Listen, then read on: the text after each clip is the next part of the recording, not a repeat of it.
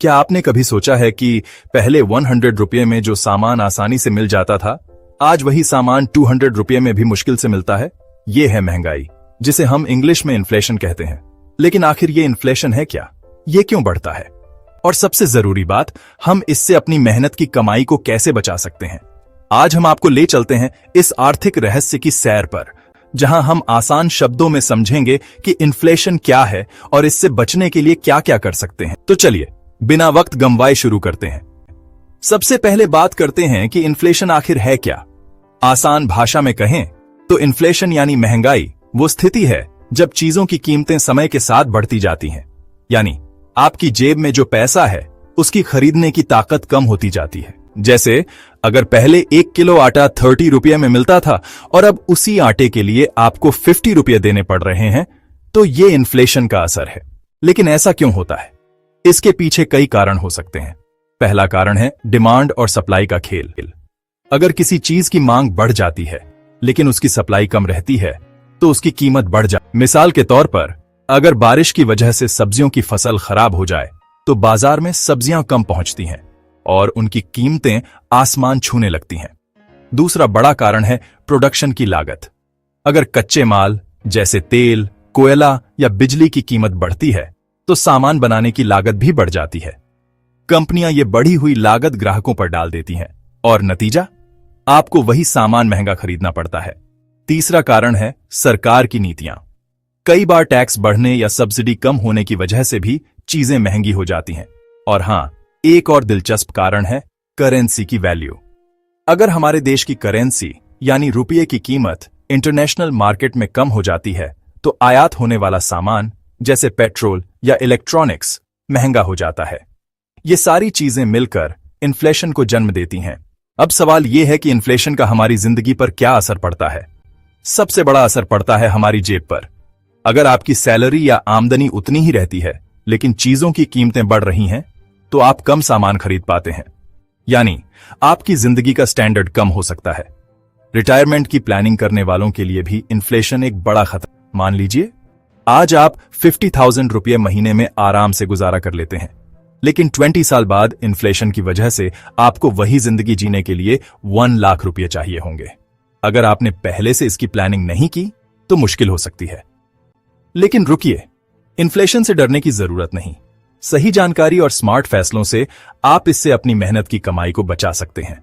तो चलिए अब बात करते हैं कि इन्फ्लेशन से बचने के लिए हम क्या क्या कर सकते हैं। सबसे पहला और जरूरी कदम है अपनी फाइनेंशियल प्लानिंग को मजबूत करना। इसके लिए आपको अपनी बचत और निवेश के तरीकों को समझना होगा। आइए कुछ प्रैक्टिकल तरीकों पर गौर करते हैं जो आपकी जेब को इन्फ्लेशन के असर से बचा सकते हैं। पहला तरीका है निवेश। अगर आप अपने पैसे को सिर्फ बैंक के सेविंग अकाउंट में रखते हैं तो इन्फ्लेशन आपकी बचत को धीरे धीरे खा जाएगा। क्यों? क्योंकि बैंक का ब्याज, जो आमतौर पर 3 to 4% होता है, ज्यादातर समय इन्फ्लेशन की दर से कम होता है। मान लीजिए इन्फ्लेशन की दर 6% है और बैंक का ब्याज 4%, तो आप हर साल 2% की खरीदने की ताकत खो रहे हैं। तो क्या करें? अपने पैसे को ऐसे जगह निवेश करें जहां रिटर्न इन्फ्लेशन से ज्यादा हो, जैसे कि शेयर मार्केट, म्यूचुअल फंड्स या रियल एस्टेट। हां, इनमें रिस्क होता है, लेकिन अगर सही रिसर्च और फाइनेंशियल एडवाइजर की मदद से निवेश करें तो ये इन्फ्लेशन को मात दे सकते हैं। दूसरा तरीका है डाइवर्सिफिकेशन, यानी अपने सारे पैसे एक ही जगह न लगाएं। कुछ पैसे स्टॉक में, कुछ म्यूचुअल फंड्स में, कुछ गोल्ड में और कुछ फिक्स्ड डिपॉजिट जैसे सुरक्षित ऑप्शंस में लगाएं। गोल्ड खासतौर पर इन्फ्लेशन के खिलाफ एक अच्छा हथियार है क्योंकि इसकी कीमत आमतौर पर समय के साथ बढ़ती रहती है। तीसरा तरीका है अपनी स्किल्स को अपग्रेड करना।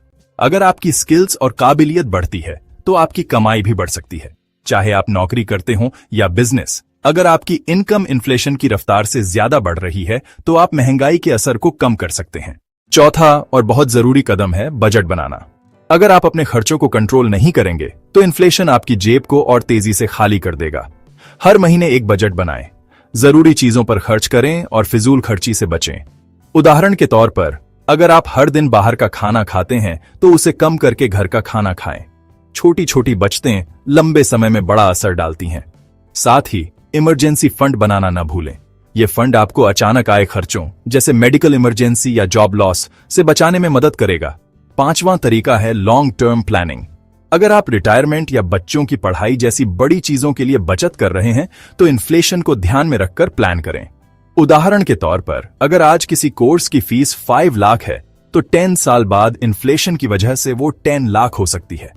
इसलिए अपने निवेश को इस तरह चुनें कि वो इन्फ्लेशन की रफ्तार को पार कर सके। एसआईपी यानी सिस्टमैटिक इन्वेस्टमेंट प्लान एक अच्छा ऑप्शन हो सकता है, क्योंकि ये आपको हर महीने थोड़ा थोड़ा निवेश करने की सुविधा देता है और लंबे समय में अच्छा रिटर्न दे सकता है। अब एक और जरूरी बात, इन्फ्लेशन से बचने के लिए आपको फाइनेंशियल लिटरेसी बढ़ानी होगी, यानी पैसे के बारे में ज्यादा से ज्यादा जानना। किताबें पढ़ें, फाइनेंशियल न्यूज फॉलो करें और अगर मुमकिन हो तो किसी फाइनेंशियल एडवाइजर से सलाह लें। आजकल यूट्यूब और इंटरनेट पर ढेर सारी फ्री जानकारी उपलब्ध है जिससे आप निवेश और बचत के नए नए तरीके सीख सकते हैं। लेकिन सावधान, हर चमकती चीज सोना नहीं होती। कोई भी निवेश करने से पहले अच्छे से रिसर्च करें और जल्दबाजी में फैसले न लें। इन्फ्लेशन का एक और पहलू है इसका मानसिक असर। जब चीजें महंगी होती हैं तो लोग तनाव में आ जाते हैं, लेकिन तनाव लेने से बेहतर है कि आप इसे एक चैलेंज की तरह लें। अपनी इनकम बढ़ाने के नए तरीके खोजें, साइड बिजनेस शुरू करें, फ्रीलांसिंग करें या कोई नया स्किल सीखें जो मार्केट में डिमांड में हो। आजकल ऑनलाइन कोर्सेज और सर्टिफिकेशंस की मदद से आप घर बैठे नई स्किल्स सीख सकते हैं। और हां, अगर आप बिजनेस करते हैं तो अपने प्रोडक्ट्स की कीमतें समय के साथ एडजस्ट करना न भूलें ताकि आप भी इन्फ्लेशन की मार से बच सकें। एक और प्रैक्टिकल टिप है स्मार्ट शॉपिंग। जब भी कुछ खरीदने जाएं तो डिस्काउंट्स और ऑफर्स का फायदा उठाएं। ऑनलाइन और ऑफलाइन स्टोर्स में कीमतों की तुलना करें, बल्क में खरीदारी करें, खासकर उन चीजों की जिनकी कीमतें बार बार बढ़ रही हैं। और हां, क्रेडिट कार्ड का इस्तेमाल सोच समझकर करें। बिना जरूरत के कर्ज लेना इन्फ्लेशन के दौर में और मुश्किल पैदा कर सकता है। इन्फ्लेशन से बचने का एक और अनोखा तरीका है अपनी लाइफस्टाइल को सादा रखना। आजकल लोग ब्रांड्स और लग्जरी के पीछे भागते हैं, लेकिन सादगी भरा जीवन न सिर्फ आपकी जेब को राहत देता है बल्कि आपको मानसिक सुकून भी देता है। उदाहरण के तौर पर अगर आप हर साल नया फोन खरीदने की आदत छोड़कर 2-3 साल पुराना फोन इस्तेमाल करते हैं तो आप हजारों रुपए बचा सकते हैं। आखिर में ये याद रखें कि इन्फ्लेशन से पूरी तरह बचना मुमकिन नहीं, लेकिन इसे मैनेज जरूर किया जा सकता है। सही प्लानिंग, स्मार्ट निवेश और थोड़ी समझदारी से आप अपनी मेहनत की कमाई को महंगाई की मार से बचा सकते हैं। तो आज से ही शुरुआत करें, अपने फाइनेंशियल गोल्स सेट करें, एक बजट बनाएं और अपने पैसे को सही जगह निवेश करें। ये छोटे छोटे कदम आपको इन्फ्लेशन के खिलाफ एक मजबूत ढाल दे सकते। अगर ये जानकारी आपको पसंद आई और आप इन्फ्लेशन से बचने के लिए और टिप्स जानना चाहते हैं तो इस वीडियो को लाइक करें, अपने दोस्तों और परिवार के साथ शेयर करें और कमेंट में बताएं कि आप महंगाई से बचने के लिए क्या क्या करते हैं। हमारे चैनल को सब्सक्राइब करें और बेल आइकन दबाएं ताकि आपको ऐसी ही फाइनेंशियल टिप्स और ट्रिक्स मिलती रहे, क्योंकि पैसों की समझदारी ही आपकी असली ताकत है। तो बने रहिए, क्योंकि अगला फाइनेंशियल रहस्य बस एक कदम दूर है।